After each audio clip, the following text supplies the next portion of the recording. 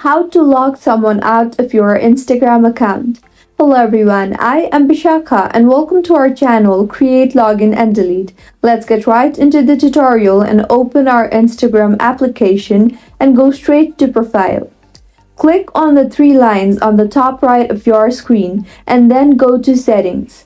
Click on the Security option now and go to Login Activity. You will see all the places you've logged into. Click on the three dots on whichever you want to log out of. You will see the logout option there.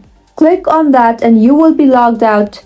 Instagram will also ask you if you want to change your password for security purposes.